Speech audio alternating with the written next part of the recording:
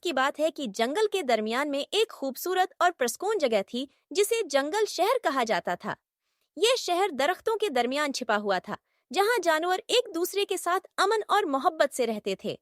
اس جنگل شہر میں ہر جانور کی اپنی اپنی ذمہ داریاں تھیں۔ شہر کے بادشاہ ایک عقلمند ہاتھی تھے جن کا نام ببر تھا۔ ببر نہایت سمجھدار اور رحم دل تھے۔ وہ ہمیشہ کوشش کرتے تھے کہ جنگل شہر میں سب کو انصاف ملے اور کوئی جانور تکلیف میں نہ ہو۔ شہر کے چاروں طرف سرسبز درخت، صاف ندیاں اور رنگ برنگے پھول تھے۔ جانور اپنے کاموں میں مصروف رہتے، پرندے گانے گاتے اور دریا میں مچھلیاں تیرتی رہتے۔ چیتے تیز دوڑتے، بندر درختوں پر جھولتے اور ہرن نرمی سے گھاس چرتے۔ ایک دن جنگل شہر میں ایک بڑا مسئلہ پیدا ہوا۔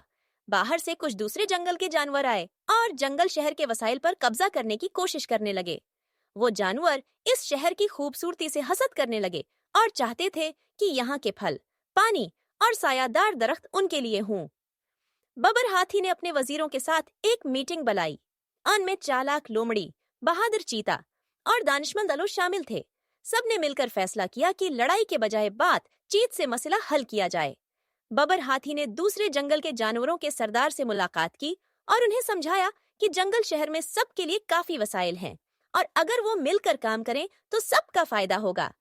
سردار کو ببر کی بات سمجھ میں آ گئی اور اس نے اپنے جانوروں کو حکم دیا کہ وہ امن سے رہیں۔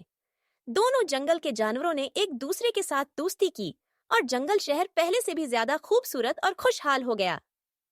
اس کے بعد سے جنگل شہر میں کبھی کوئی جھگڑا نہیں ہوا اور وہ امن اور دوستی کا نمونہ بن گیا۔ جنگل کے ہر جانور کو یہ بات یاد تھی کہ بات چیت اور سمجھداری سے ہر مسئلہ حل کیا جا سکتا ہے۔ یوں جنگل شہر ہمیشہ کے لیے ایک پرسکون اور خوشحال جگہ بن گیا جہاں ہر کوئی خوش رہتا تھا۔